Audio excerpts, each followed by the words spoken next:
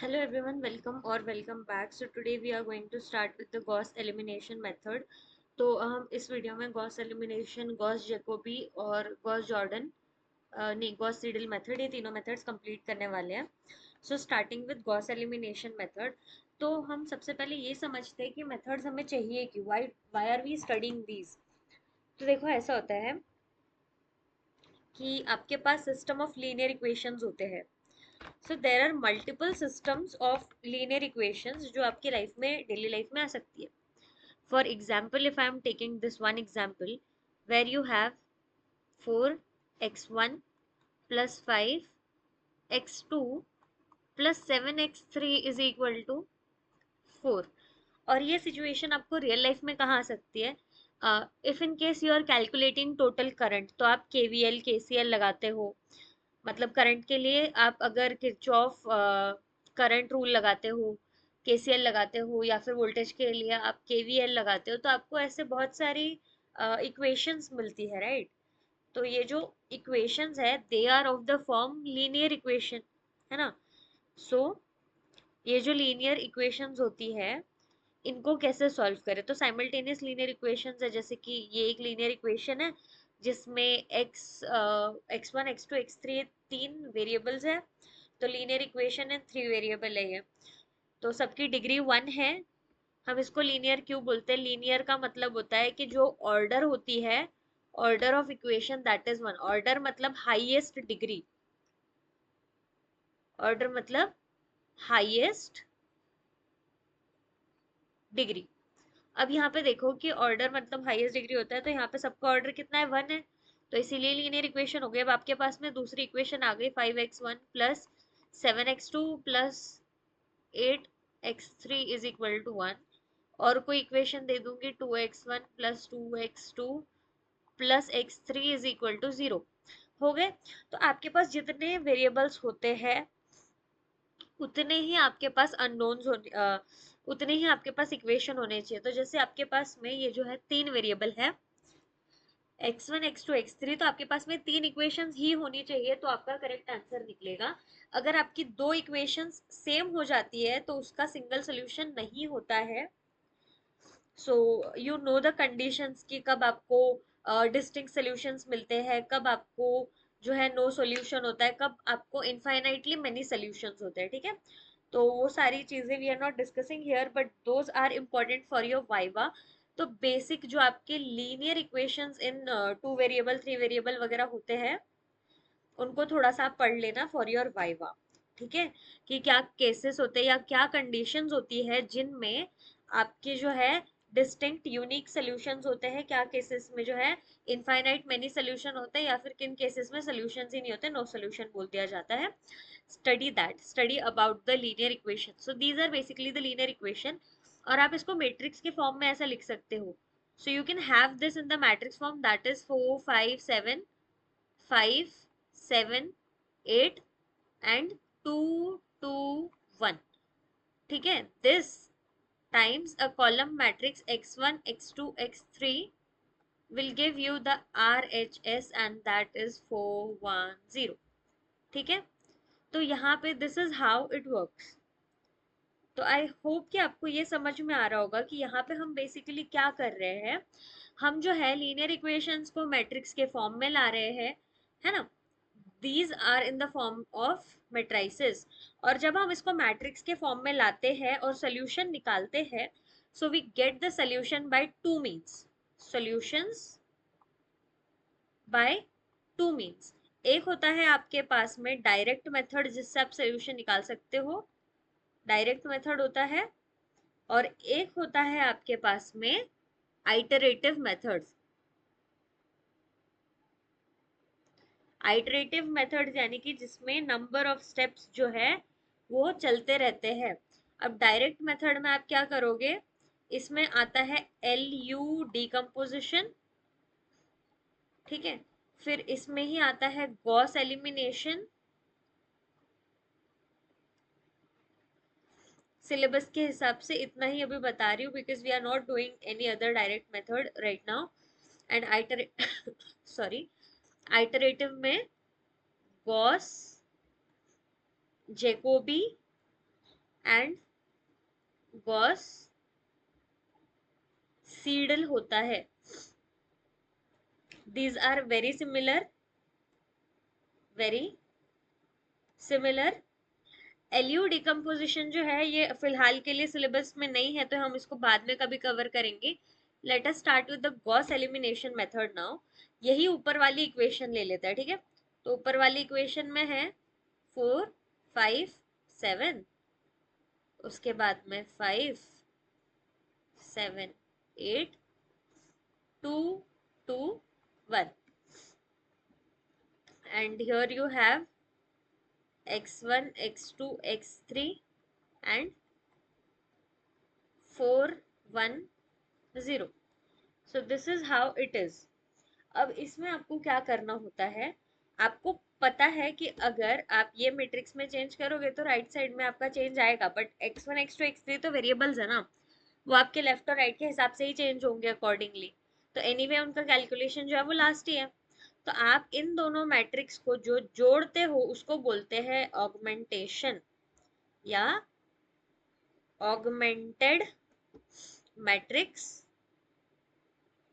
या इसको बोला जाता है एक्लोन फॉर्म। और एक्लोन फॉर्म करके ही हम गॉस एलिमिनेशन करते हैं। एक्लोन फॉर्म, एक्लोन फॉर्म करके ही हम गॉस एलिमिनेशन करते हैं। एक्लोन फॉर्म या ऑगमेंटेशन का मीनिंग क्या है, देखो आपका जो फर्स्ट मैट्रिक्स है एज इट इज उसको लिखो 5 7 8 2 2 2 2, यहाँ पे 1 है, तो आपने उसको लिख दिया एज इट इज, ठीक है। इसको 1 कर देते हैं। फिर यहाँ पे एक लंबी सी लाइन खींचो, x y x1 x2 x3 को फिलहाल के लिए भूल जाओ, यहाँ पे है 4 1 0। This is your augmented form या फिर एक्लोन फॉर्म, ठीक है, इसको बोला जाता है एक्लोन फॉर्म। अब क्या करना है, आपको रो ऑपरेशंस करने आते हैं। आपको पता है कि अगर हम किसी भी मैट्रिक्स को सॉल्व करना चाहते हैं तो हम उसमें रो ऑपरेशंस लगाते थे। This is in 12th matrices and determinants में हमने ये पढ़ा था। तो हम एक्लोन फॉर्म से सॉल्व करते हैं। तो इसमें भी बेसिकली क्या करना है, इसमें आपको करना है अपर ट्रायंगुलराइजेशन या लोअर ट्रायंगुलराइजेशन। इसका मतलब यहाँ पे एक एलिमेंट होना चाहिए A11, एक होना चाहिए A12, एक होना चाहिए A13, एक होना चाहिए A22, एक होना चाहिए A23, एक होना चाहिए A33। अब ये क्या हो गया, ऊपर वाले एलिमेंट्स एग्जिस्ट करते हैं और नीचे वाले एलिमेंट्स को हमने क्या कर दिया, जीरो कर दिया। हमने क्या कर दिया, जीरो कर दिया। तो हम ये सब करना चाह रहे हैं और उस टाइम पे आपका जो RHS आएगा ना, वहां से सोल्यूशन मिलना स्टार्ट होगा। B1 B2 B3, this is your RHS। यहाँ से आपको सोल्यूशन मिलेगा, कैसे मिलेगा, A33 जो भी कोफिशिएंट होगा times Z will give you B3। मतलब A33 times your X3 will give you B3। अब आपके पास में जो है ये जो B3 है नोन है A33, आप जब रो ऑपरेशन करके मैट्रिक्स को इस फॉर्मेट में लाओगे, आपको क्या करना है, रो ऑपरेशंस करने हैं, मैट्रिक्स को जब इस फॉर्मेट में लाओगे तो आपको ये मिल जाएगा A33 X3 and B3 given होगा। A33 फाउंड आउट ही होगा, तो यहाँ से आप क्या निकाल सकते हो, हमारा मेन मेन एम है इसमें X3 की वैल्यू निकालना, X2 की वैल्यू निकालना और X1 की वैल्यू निकालना। तो सबसे इजी काम आपका हो गया कि आपने X3 की वैल्यू डायरेक्टली निकाल ली, दैट इज B3/A33, है ना। उसके बाद में आप ये सारी वैल्यूज को यूज करो आगे। तो आप अगली इक्वेशन सॉल्व करोगे सॉरी, तो आप अगली इक्वेशन सॉल्व करोगे तो आपको अगली इक्वेशन में मिलेगा सॉरी, आपको अगली इक्वेशन में मिलेगा x2 plus A23 x3 is equal to B2 known है, A23 नोन है, A22 भी नोन है। अब आपके पास में क्या, आपको x3 पिछले इक्वेशन से ही मिला था, है ना, पिछले ही इक्वेशन से मिला था, तो उसको ऊपर सब्सटीट्यूट करके x2 निकालो। सिमिलरली x2 और x3 मिला के जो है ये जो है x1 की वैल्यू है वो निकालो। तो ऐसे करके बैक सब्सटीट्यूशन से आपको x1 x2 x3 ऐसे तीनों वेरिएबल्स मिल जाएंगे और ऐसे आप इसको सॉल्व कर लोगे, ठीक है। This is how it is done. Echelon form में लो रो ऑपरेशंस लगाओ, सिर्फ और सिर्फ रो ऑपरेशंस ही लगने हैं, and do it until your row looks like this, मतलब अपर ट्रायंगुलराइजेशन हो जाए या फिर लोअर ट्रायंगुलराइजेशन हो जाए। ठीक है, ट्रायंगुलराइज हो गया तो आपको सीधे सीधे x3 की वैल्यू मिल जाएगी, x3 पता चल गया तो x2 मिल जाएगा, वो पता चल गया तो x1 मिल जाएगा। तो आपके जो लीनियर इक्वेशंस है वो काफी फटाफट से सॉल्व हो जाएंगे, इसीलिए इसको कहते हैं डायरेक्ट मेथड। आई होप कि मेथड आपको समझ में आ गया होगा। इसका अगर आप प्रोग्राम चाहते हो तो प्रोग्राम जो है मैंने लिखा हुआ है, that too I will share, but I will suggest you to go through a channel which is also present there on YouTube only, that is Atiq Iqbal. ये सर्च करके सर्च करो numerical analysis and MATLAB. अब देखो mat lab I know कि अलग है, उसमें आपको लैंग्वेज थोड़ी सी अलग होती है, मतलब लैंग्वेज यानी कि आपको थोड़ा अलग तरीके से इनपुट आउटपुट देना होता है, बट ट्रस्ट मी बहुत ज़्यादा डिफरेंस नहीं है। Visit this channel and here you will really find good playlist of more numerical analysis videos. तो यहाँ पे मैंने आपको जैसे बताया गॉस एलिमिनेशन, आप इसका प्रोग्राम मैं आपको सीधी सीधी भाषा में ये समझा देती हूँ कि आप इसके एल्गोरिदम को आगे बढ़ा कैसे सकते हो, ठीक है। How can you work on this algorithm, after that what you have to do is आपको इसका प्रोग्राम लिखना है। I might not be giving you the complete program all by myself, but I can clearly tell you how it is to be done.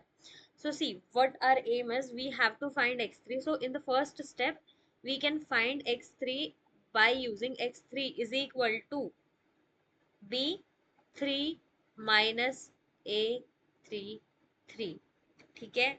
ऐसे करके आपको minus करना होगा, तो यहाँ से ओ आई एम सॉरी, माइनस नहीं डिवाइड करना होगा, b3 डिवाइडेड बाय a33, ये दो एलिमेंट्स को आप डिवाइड करोगे तो आपको x3 मिलेगा, क्योंकि अकॉर्डिंग टू दिस आपका इक्वेशन ऐसा कुछ है, a33 x3 is equal to b3, right.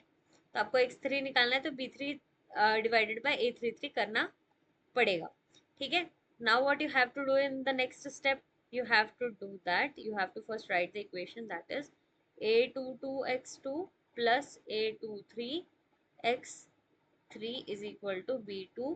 अब आपको ये जो होल चीज है उसको b2 से माइनस करना है और a22 से डिवाइड होगा, तो ये पैटर्न ऊपर ऊपर ऊपर ऊपर ऊपर चलता जाएगा, ठीक है।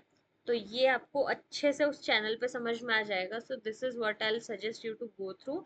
एंड वाइवा के लिए इससे रिलेटेड देखो क्या क्या है कि किन कंडीशंस में गॉस एलिमिनेशन वर्क करता है।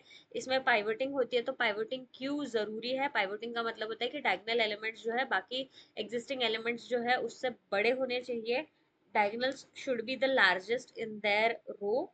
उसके अलावा भी काफी सारी डिटेल्स और इंफॉर्मेशन है इस वाले वीडियो में। So you can go through the channel and you can check how they derive the numerical formula which is to be put in the program, ठीक है। समेशन से जो मैंने आपको बेसिक आइडिया दे दिया है कि आप पहले x3 निकालोगे तो उससे आप x2 कैसे निकालोगे, सेम यूज करके आप x3 कैसे निकालोगे, है ना। सो this is how it is done, and we will discuss Jacobi and Seidel method in the next video.